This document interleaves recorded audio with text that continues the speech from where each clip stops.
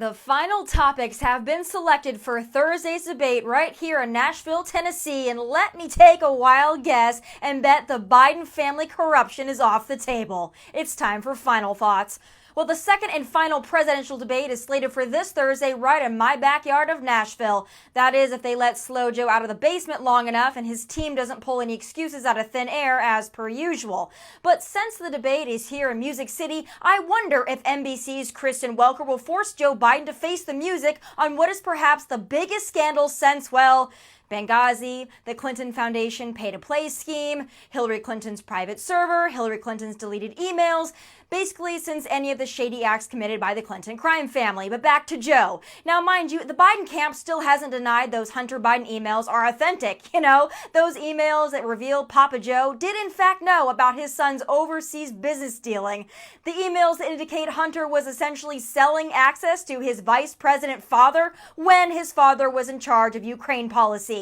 Yeah, those emails. According to the New York Post, the true journalistic folks who broke the story, the Biden campaign not only refuses to deny the authenticity of the emails now, but also ignored 5 pre-publication requests for comment or denial of those emails. Interesting. Oh, and last week after the story broke, though Joe did participate in an ABC town hall event, he, shocker, wasn't asked about the scandal.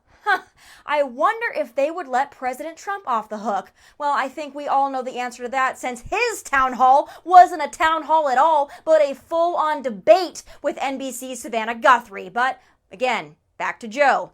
When he was asked over the weekend about the emails and the FBI investigation, Joe did what Joe does best: hide. I know we're touching the FBI. So how can Team Biden get away with that? Well, easy. No one in the mainstream media will seek the truth and report it. Not if it damages the candidate they are so clearly in the bag for. It's no wonder Joe and dang near every other Democrat is allowed to get away with murder. They are aided and abetted by their media cheering squad. Joe thinks he's above the law, above you, above me, and above being questioned at all. Typical Democrat indulgence. Which brings me to this week's debate. Will Biden be pressed on this corruption issue at all? The debate topics have been released and are as follows: fighting COVID-19, American families, race in America, climate change, national security, and leadership.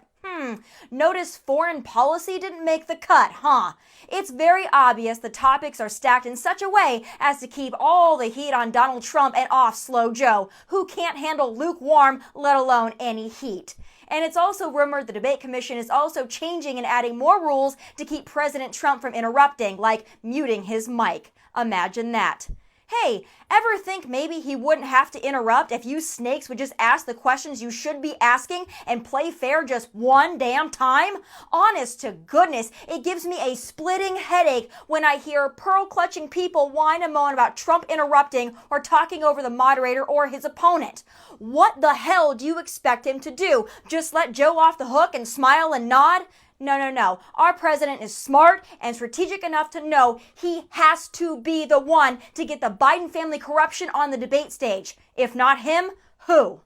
Welcome to Music City, Joe. It's time to face it. Those are my final thoughts from Nashville. God bless and take care.